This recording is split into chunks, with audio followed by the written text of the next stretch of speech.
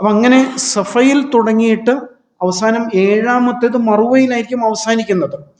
അതിനിടയിൽ സഫ മറുവയ്ക്കിടയിലുള്ള ഓട്ടത്തിനിടയിൽ പുരുഷന്മാർ പ്രത്യേകം ചെയ്യേണ്ടത് എന്താണ്? മധ്യഭാഗത്തെത്തുമ്പോൾ കുറച്ചുകൂടി സ്പീഡിൽ നടക്കുക എന്നുള്ളതാണ്. ആ സമയത്ത് കൂടുതലായി നമ്മൾ ചൊല്ലേണ്ട ദിക്റുകൾ തൗഹീദുമായി ബന്ധപ്പെട്ട ലാ ഇലാഹ ഇല്ലല്ലാഹ് വഹ്ദഹു ലാ ശരീക ലഹു ലഹുൽ മുൽക്ക് വലഹുൽ ഹംദ് വഹുവ അലാ കുല്ലി ഷൈഇൻ ഖദീർ തുടങ്ങിയ ദിക്റുകളാണ് ആ സമയത്ത് വർദ്ധിപ്പിക്കേണ്ടത്. അങ്ങനെ സഫയിൽ തുടങ്ങി മറുവയിൽ ഇൻഷാ അല്ലാഹ് നമ്മുടെ സഅയ് പൂർണ്ണമാകും. അതിനിടയിൽ ദിക്റുകൾ, വ്യത്യസ്തമായ ദിക്റുകൾ നിരന്തരമായിട്ട് ചൊല്ലിക്കൊണ്ടിരിക്കുക എന്നുള്ളതാണ്.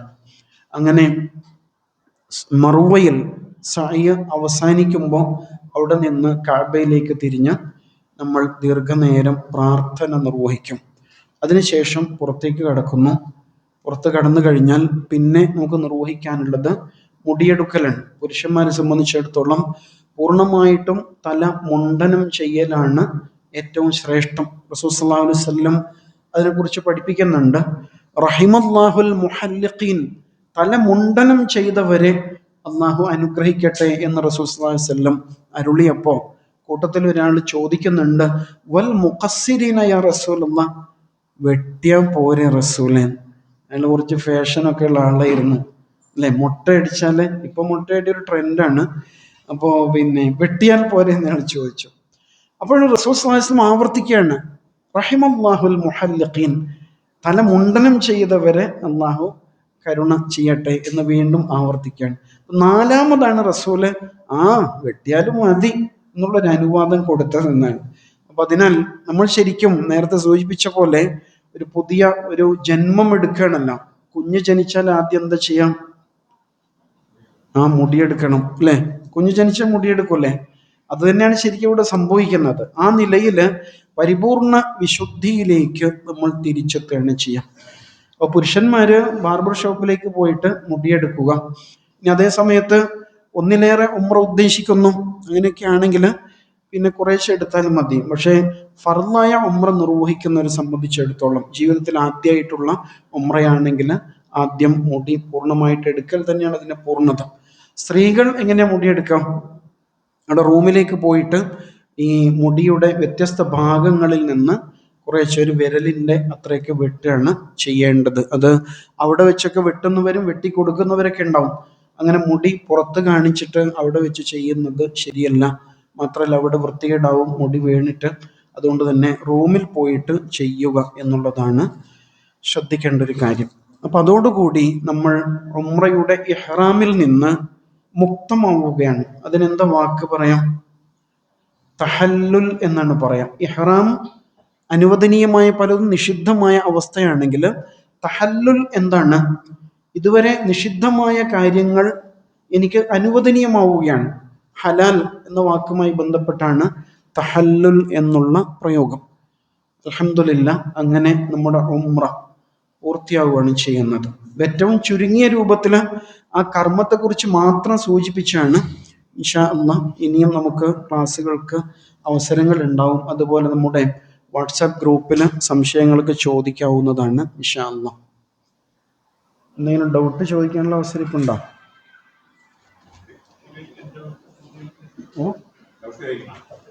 എന്തെങ്കിലും അന്വേഷണങ്ങൾ എന്തെങ്കിലും ആവാം. ഇൻഷാ അല്ലാഹ് റിയാദിൽ നമ്മൾ എത്തിക്കഴിഞ്ഞാൽ നമ്മുടെ ഹാൻഡ് ബാഗ് ഉണ്ടല്ലോ, ആ ബാഗിലാണ് നമ്മളൊരു സെറ്റ് ഇഹ്റാമിൻ്റെ ഡ്രസ്സ് വെക്കുന്നത്. ലഗേജിലല്ല. ലഗേജ് നേരിട്ട് ജിദ്ദയിലേക്കാണല്ലോ പോകുന്നത്. അത്യാവശ്യ സാധനങ്ങൾ നമ്മുടെ ഹാൻഡ് ബാഗിൽ ഉണ്ടാവും. അപ്പം അങ്ങനെ പിന്നെ അവിടെ വെച്ച ഡ്രസ്സ് മാറിയിട്ട് പിന്നെ ഇഹ്റാമിൽ പ്രവേശിക്കുകയാണ് ചെയ്യുക. അത് പിന്നീട് വിശദീകരിക്കും. യാത്രാ സംബന്ധമായ കാര്യങ്ങൾ പിന്നീട് വിശദീകരിക്കും.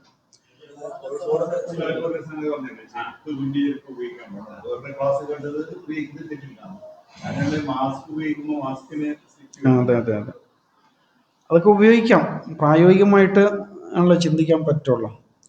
ഇപ്പൊ ചെരുപ്പിനെ കുറിച്ചും ചെരുപ്പിലൊരു ഡിസൈൻ പോലുള്ള തുന്നലുകൾ ഉണ്ടല്ലോ, അതിനെക്കുറിച്ചാണ് അങ്ങനെയുള്ളത് ഉപയോഗിക്കാന്ന് പറയുന്നത്. പഴയ കാലത്ത് ചെരുപ്പ് തുന്നി ഉണ്ടാക്കുന്ന ചെരുപ്പ് ഉണ്ടായിരുന്നല്ലോ.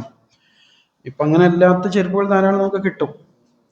മാസ്ക് ഉപയോഗിക്കേണ്ടി വരും. മാസ്ക് കൊണ്ടുപോകുന്നത് നല്ലതാണ്. അപ്പോൾ വിടവാങ്ങൽ നമ്മൾ മക്കയിൽ നിന്ന് പിന്നെ മദീനയിലേക്ക് പോകുമ്പോൾ നമ്മൾ മീഖാത്ത് വിട്ട് പുറത്തേക്ക് കിടക്കല്ലേ, ആ സമയത്തൊരു വിടവാങ്ങൽ തവാഫ് ഉണ്ടാവും. പിന്നെ അതുപോലെ ഹജ്ജൊക്കെ കഴിഞ്ഞ് നമ്മൾ നാട്ടിലേക്ക് തിരിച്ചു വരുമ്പോഴും വിടവാങ്ങൽ തവാഫ് നിർവഹിക്കും, തവാഫുൽ വിദ.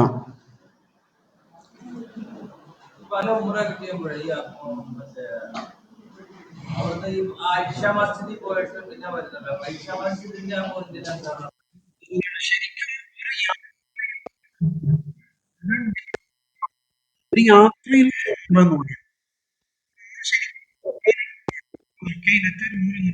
അല്ലേ. പിന്നെ മദീനയിൽ പോയി, മദീനയിൽ നിന്ന് സ്വാഭാവികമായി മീഖാത്ത് വിട്ട് കിടന്ന് അപ്പൊ അങ്ങനെ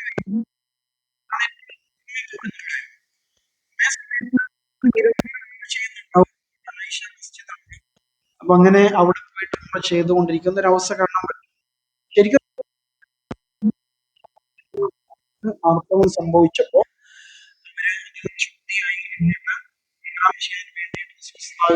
അവരെ പറഞ്ഞയച്ച ഇടമാണ് ഇത്.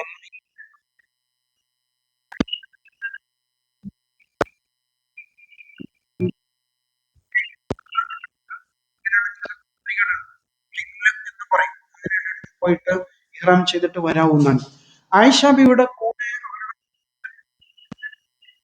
പക്ഷെ അദ്ദേഹം ഇഹ്റാം ചെയ്തില്ല. വേണമെങ്കിൽ ഒരു ഉംറ കൂടി ചെയ്യാമെന്നുള്ളതിൽ അദ്ദേഹത്തിന് ചെയ്യാമല്ലോ, പക്ഷെ അങ്ങനെ ചെയ്തില്ല എന്നുള്ളതാണ്. പക്ഷെ ആളുകൾ അതൊരു സിസ്റ്റമാക്കി മാറ്റി. ഒരു ദിവസം അങ്ങനെ ഉമ്മാക്ക് വാപ്പാക്ക് വല്യപ്പാക്ക് ആൾക്കാരെ കാണാം. പലപ്പോഴും അത് അപകടം ചെയ്യും. കാരണം എന്താണെന്ന് വെച്ചാൽ നമുക്ക് ഫർദായ ഹജ്ജ് ചെയ്യാനുള്ളതാണ്. അതിനു മുമ്പ് നിരന്തരം കഠിനാധ്വാനം ചെയ്തിട്ട് ആരോഗ്യമൊക്കെ ക്ഷയിച്ച് ചിലപ്പോൾ ഗ്രൂപ്പിന്റെ പാക്കേജില് രണ്ടോ മൂന്നൊക്കെ ഉംറ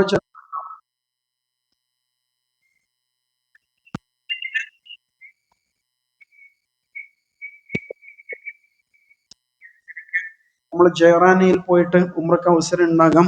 അതുപോലെ ത്വായിഫ് സിയാറ ഉണ്ടെങ്കിൽ, സന്ദർശിക്കുന്നുണ്ടെങ്കിൽ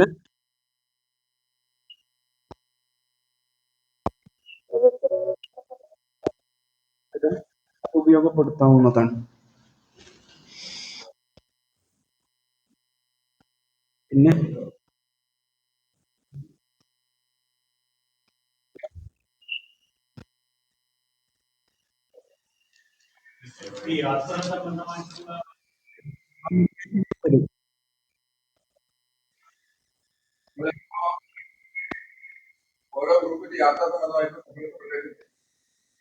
പിന്നെ അതിൽ കർമ്മ ഈ തവാഫിൽ വുളു ഉണ്ടാവണം. സാധാരണ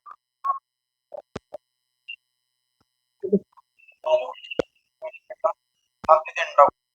ഇങ്ങനെ സംഭവിക്കുമ്പോൾ എന്നൊരു സംശയം ഉണ്ടാവും. അത് ഷാഫി മദ്ഹബിലാണ് ഭാര്യ ഭർത്താവിനെ തൊട്ടാൽ പോലും വുളു മുറിയും എന്ന മസലുള്ളത്. അതേസമയം ഹനഫി മദ്ഹബിൽ എങ്ങനെയാ, തൊടുമ്പോഴുള്ള ഉദ്ദേശമാണ് പ്രധാനം.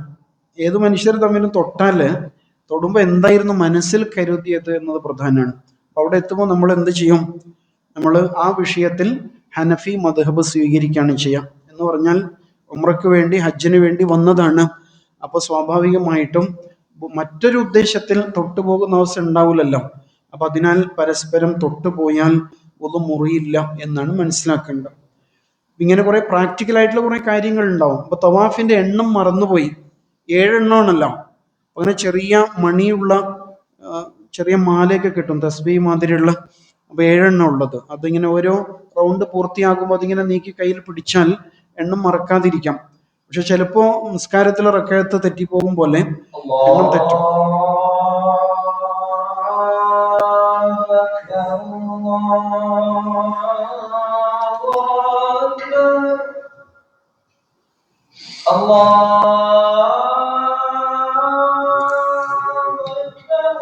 പൂർത്തീകരിക്കുക എന്നുള്ളതാണ്. അതുപോലെ തവാഫ് നടന്നുകൊണ്ടിരിക്കുമ്പോൾ ചിലപ്പോൾ പെട്ടെന്ന് ഇഖാമത്ത് കൊടുക്കും.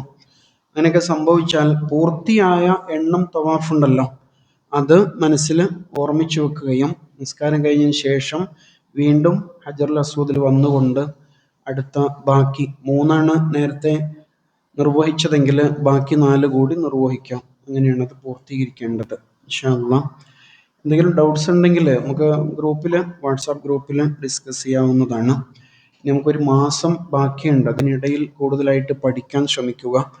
വല്ലാത്ത വസ്വാസുള്ള കൺഫ്യൂഷൻ ഉണ്ടാക്കുന്ന തരത്തിലുള്ള ക്ലാസ്സുകൾ ഒഴിവാക്കുന്നതാണ് നല്ലത്. ഒരുപാട് മസലകളൊക്കെ പറഞ്ഞിട്ടുണ്ടല്ലോ.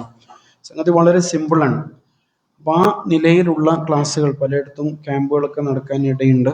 അപ്പോൾ ആ ക്ലാസ്സുകളൊക്കെ സംബന്ധിച്ചുകൊണ്ട് കൂടുതൽ കാര്യങ്ങൾ ഗ്രഹിക്കുക. അല്ലാഹു സുബ്ഹാനഹു തആല നമ്മുടെ യാത്രയും അമലുകളും എല്ലാം സ്വീകരിക്കുമാറാവട്ടെ. വആഖിറു ദഅ്വാന അനിൽ ഹംദുലില്ലാഹി റബ്ബിൽ ആലമീൻ. അസ്സലാമു അലൈക്കും.